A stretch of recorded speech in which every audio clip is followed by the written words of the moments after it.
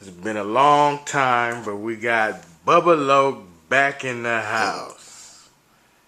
What's Yeah. what's good, Bubba Loc? Well, MG, working man, staying above water, still on the comedy grind. Get ready to do my hour special finally, and I got some shows coming up, and I'm ready for change, ready for change, ready for change. 2026, man. I say the last 10 years been, whew, Well, speaking of the yeah, last ten, yeah. speaking of the last 10 years, I want to ask you a couple questions. I don't know if you hip to what's been going on social media. Yeah, I pay attention to it a little bit, and then I back off of it. But I you don't. know the Rolling 60 game is kind of like it's highly talked about right now, and the reason why is because of Big U. How long you known Big U? Let me see.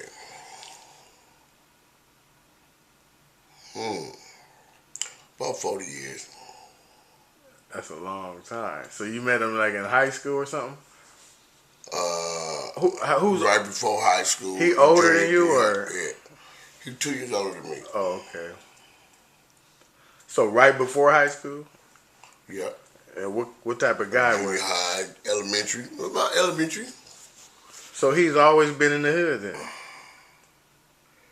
Yeah, well, first he would come over and visit their cousins, before he lived in the hood.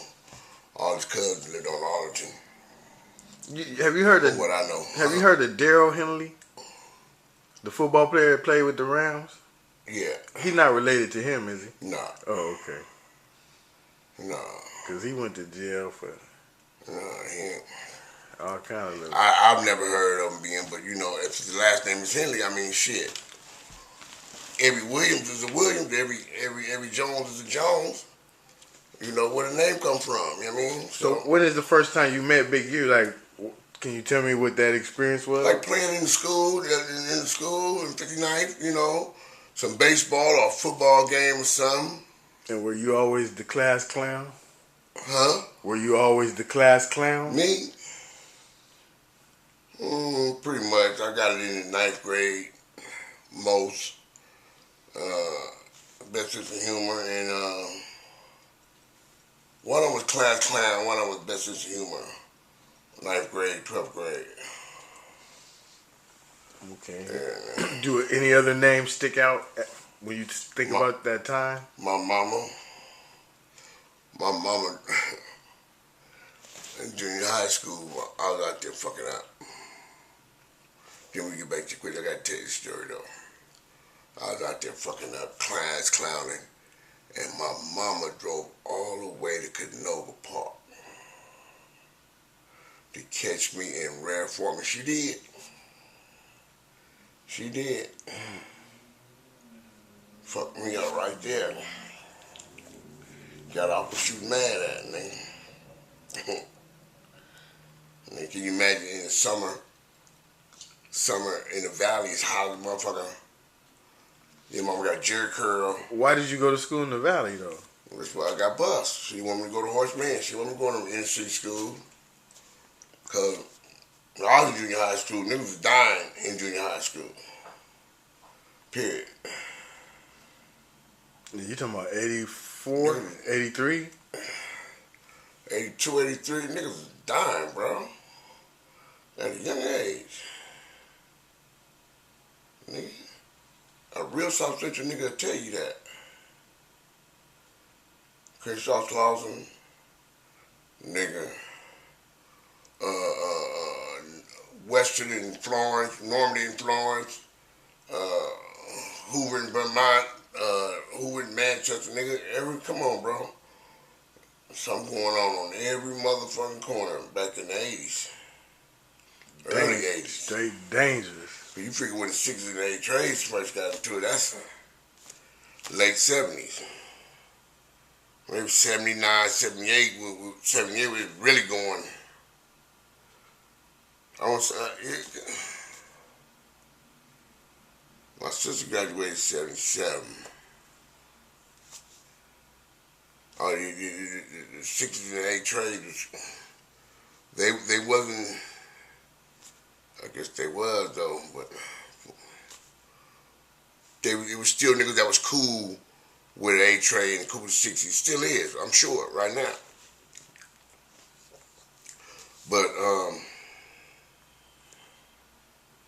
you know, this nigga's name that was legend among motherfuckers that they rung out because they wasn't no Crip or no Brim or no bounty hunter or no, just their individual selves. Held their own.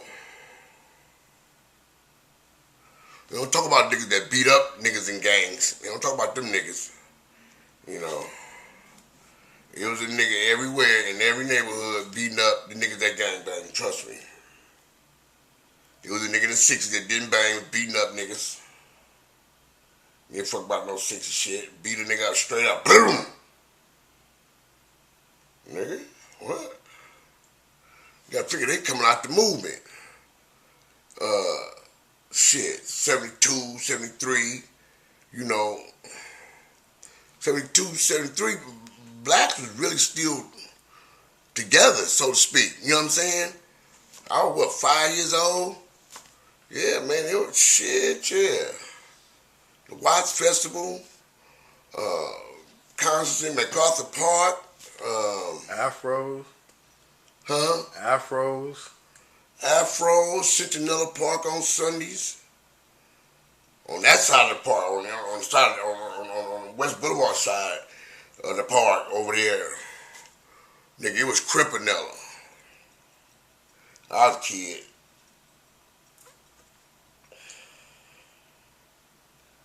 For real.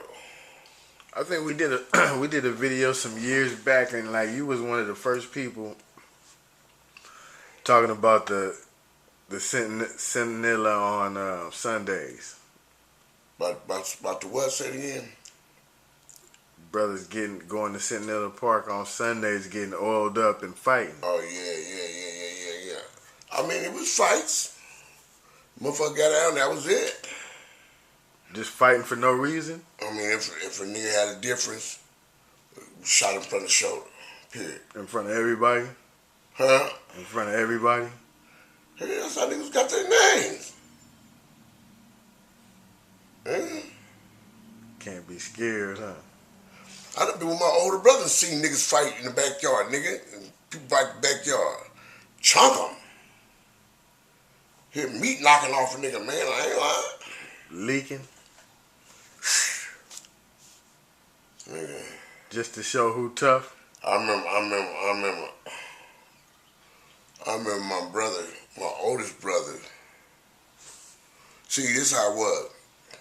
My oldest brother, about 72 right now, so you figure 50 years ago, he was 15, some shit like that. Right? Yeah. Anyway, by everybody living on the east side and migrating to the west side, that allowed my brother and them on the west side, now living on the west side, Snoop probably about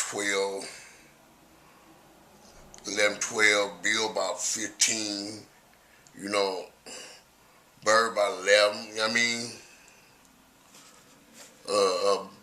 Probably younger than that when they moved over there. I wasn't born. But I can remember shit growing up, you know, everything happened in the backyard. With nothing done in the front yard. That's one thing about black people. Handle business in the backyard. Have a party, it's in the backyard. You have a dog, it's in the backyard. You know what I'm saying? People ain't gonna let you in the house. Even the carpet dirty. They ain't gonna let you in. But anyway, so yeah, it's some unsung niggas like I can remember. I don't know what the confrontation was. It had to be around about 77, 78,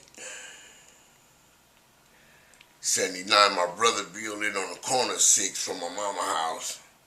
So that was they was considered G's back then in their 20s. It's pictures. I'm going to ask a couple of them pictures. I seen pictures of them niggas at 21. They was in suits. But you know, tailors, motherfuckers was dressing back then. You know, dress down didn't come until, you know, the 70s, 80s. But anything back after the motherfucking before the 70s, shit, motherfuckers was dressing up, partner, from the East Coast to the West Coast. But as it goes, so it was a confrontation between one of my first of all, my brother Bill and them, my older brothers and sisters, they had friends when they lived on the east side. That was cousins on the east side. That was, you know, cousins. It was black. Nigga, everybody knew everybody. Damn near, like seen, I guess. Anyway, however, when my brother-in-laws and sister-in-laws, when they moved into our neighborhood, it was 68, 69, 68, you know, 67, you know. But there was motherfucking rumblers, you know what I'm saying? Like Odie Shaw, I can remember a fight between an originator of the Rolling 60s, MB, initials, all I'm gonna say. A little younger, his brother was Gladiator. Them niggas, they didn't give a fuck about that Crip shit. Them niggas I'm talking about didn't give a fuck about that Crip shit. Gladiators, family been around a long time for what I know. Inglewood family been around a long motherfucking time. Inglewood families. I always heard about the Brims because our neighborhood was, you know, till the Crips got deeper, you know. However, but MB and this nigga named KC, which is now my brother-in-law, because he wound up having a child with my sister, but they stayed next door to Ice Mike and them from Main Street. Chief Apostle Michael Ross, thank God for a change. Listen, they stayed next door to Ice Mike and them on 77th and Main. So you can imagine them, and he had, what, 5 brothers? God damn! 5 brothers. And Ice Mike and them was like, what, 4, 5 all boys? Like, damn. As I thought about it, that's where I got my first BB gun from. Shouts out to Double G, one of the greatest to ever do it. So at that time, that neighborhood was what, like 90% black, or?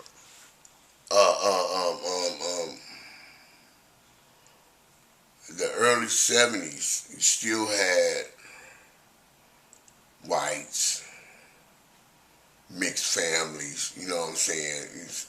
You see the light-skinned niggas with the white folk, because they solidified their color, their skin color, you know. It's crazy how they put that in our minds, that the skin color makes a difference in who you are. When y'all breathe, act. But going back to what we were talking about, what do you? Oh, how long I've been knowing you, Big U? Yeah. What do you think about that situation? Do you think people are bothered that he's in jail? Like, do you think he's wrongly? I mean, listen, it is what the fuck it is. The reputation was made, the reputation stuck, and he lived by it. Period. And if you think about all the notorious hard motherfuckers, that's how they become notorious, because they are who they are, stand on what they stand on, live by what they, you know what I'm saying? But people bragged about that type of shit. Like it seemed like you supposed to be like old dog. And I bragged about me before. Niggas brag about themselves. I'm talking about, but they glorify doing all that wrong. They what? They glorify doing wrong. Yeah. If you glorify a life you never lived, and you live in another man's story. You glorify a life you never lived.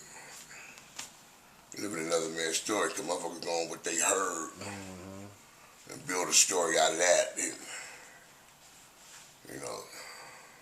But like you said, some niggas is hard from telling a story. But didn't you say it's all about the reputation? Well, reputations. Anybody with a reputation. But some people change, I guess. Well, people change. You change your reputation. If you change from good to bad, your reputation gonna change from good to bad. I mean, you know, your reputation gonna change from good to bad. Yeah, it was just that, you know what you represent and how you represent it. That's your representation. When people grow up, it seems like you're supposed to. You're supposed to mature, you know, as we do, as I did, as I still am, you know. But anybody still doing wrong, you know what's gonna happen. Well, who's doing right? According to the law. Well, again, you ain't in trouble till you get caught, I guess. The law ain't involved. Still, again, ask question. Who's perfect? Who's doing right? Exactly. You know? See, when you start talking like that, you can't judge nobody, I guess. Right. And I think for the most part, with Big U, it's we just had a genuine kind of bond, man, that I didn't trust at first, and then, but once I came to the realization that he a man just like me, then there was a situation where I stayed down for my crown, and he seen that, he know that. That's how we come up. You know, when nigga was a punk, he was a punk. I'm saying coming up, we was coming up. He's a punk, you punk. You ain't gonna run with the niggas that ain't punks. You know what I'm saying? I don't mean homosexual, but coward. You know what I mean? Yeah, so, you know, it's like growing up in elementary school, you had a king of the school. You know, we had a king of the school. If a nigga was the king of the school, 9 times out of 10, he's the nigga that started gangbanging or either playing sports. And he's either going to be known for whooping a nigga ass and running touchdowns or slam dunking, or, you know what I mean? That's every school. Huh? I think how many niggas Daryl Strawberry had scared as a kid. Motherfucking ostrich walking. But he might have been a good dude, though. Huh? He seemed like a good dude. Oh, he was a good dude. Man, come on, man. Daryl, Michael, Ronnie, they was like brothers to me, man. Because, you know, my brothers and his brothers and them had conversations. I don't think they didn't. You know what I'm saying? I don't think they didn't. Win, lose, or draw, the Berry stayed down, and, you know.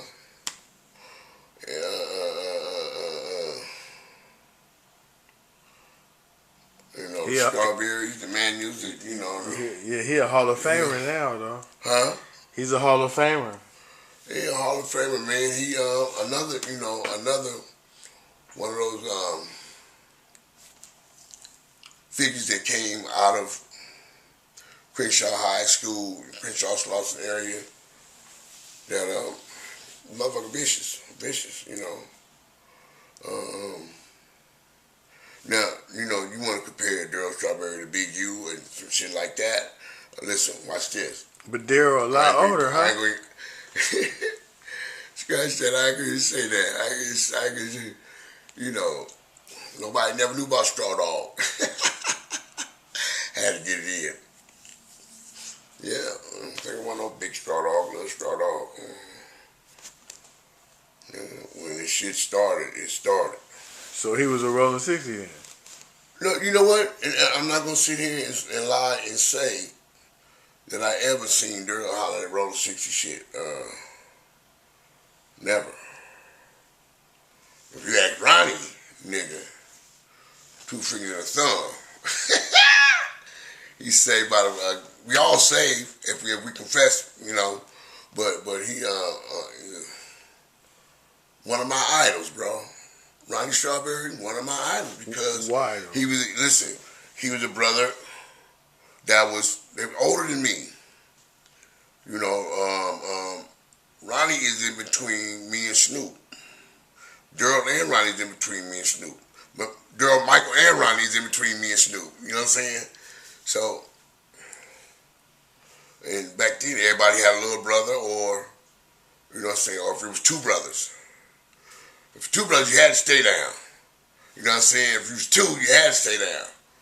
And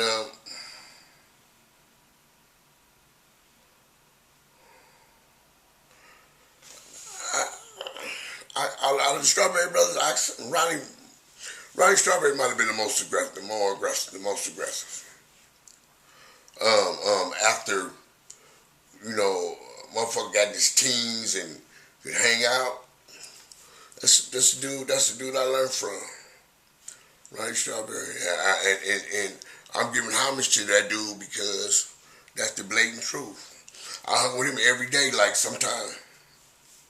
Ronnie Daryl, I love Strawberries. That's cool. That's cool. And brothers and sisters to me, for real. And just like, you know, Big U and his family, Cappuccino, his family, my family, you know, we live, we grow, we mature, and we grow out of, you know. And, you know, gangbanging done played out. Man, that shit don't. It's something we did, some shit we could talk about, like Cowboys and Indians, like Vikings and Dungeons and Dragons, you know. Same shit. It's over with, huh? Huh? It's over with, huh? Same shit, bro. I mean, what reason do we have to still gangbang when the nigga that started the Cribs, he ain't around no more? What good is it to gangbang?